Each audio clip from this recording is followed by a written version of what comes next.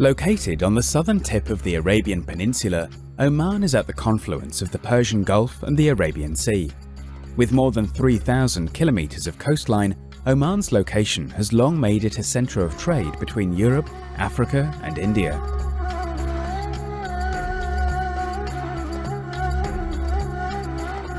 So Oman is really famous in the ancient past for being a crossroads of trade and interaction that connected places like the Indus Valley in what is today Pakistan with the Gulf region, including places like Kuwait, Iraq, and the area that we refer to as Mesopotamia.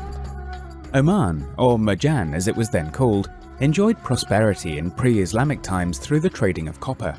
A testament to this maritime culture can be found in the National Museum in the capital, Muscat. Dozens of documents show communications between the Omanis and other civilizations.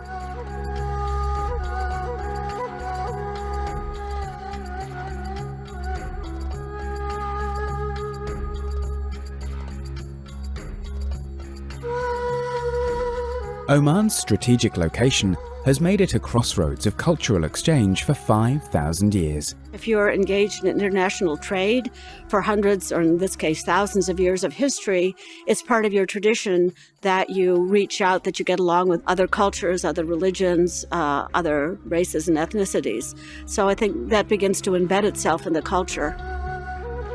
Its geographic location at the bottom of the Arabian Peninsula and its history of outreach to the region makes it an outward-looking country, makes the Omani people a very diverse and a very welcoming people because of their historical experience around the region. When Sultan Qaboos bin Said took power in 1970, he not only modernized the country, but he insisted on building a society that rejected extremism and fanaticism. He wanted a country where Islam was a beacon of peace and tolerance. He was opposed to attempts to twist Islam for political gain. Today, throughout the Sultanate, there are mosques from several branches of Islam, churches, and Hindu and Sikh temples. Since the time of Sultan Qaboos, when Oman began becoming more active regionally and even globally, Sultan Qaboos had a message or an effort towards trying to foster understanding among the peoples of the region and even more broadly.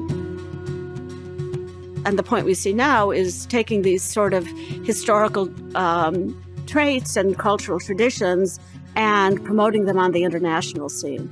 After all the political changes the country has been through, today it has friendly relations with all Middle Eastern countries. This position of relative neutrality enabled Oman to serve as a peacemaker in regional disputes. During the last decade, however, political crises, oppression, violence, and Islamist extremism have claimed millions of victims around the world. So, in 2010, Oman launched an initiative, a traveling exhibition called Tolerance, Understanding, Coexistence, Oman's Message of Islam.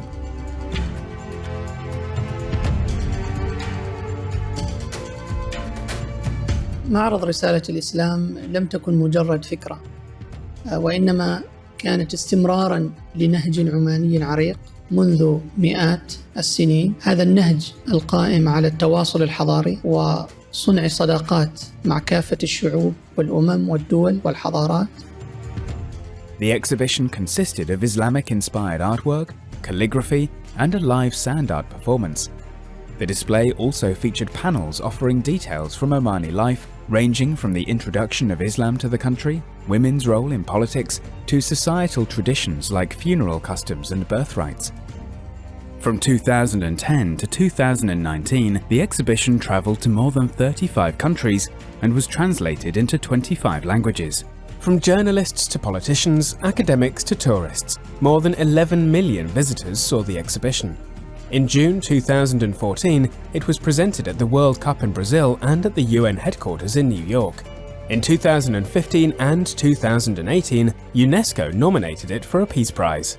هذا رد الفعل من قبل الجمهور، معرفة فهم العلاقات الإنسانية وكيف تبنى هذه العلاقات الإنسانية، وأن التواصل المباشر بين الأمم والشعوب والأديان والثقافات كفيل بمحو كل الصور النمطية المعروفة عن شخص ما أو دين ما أو ثقافة ما أو دولة ما.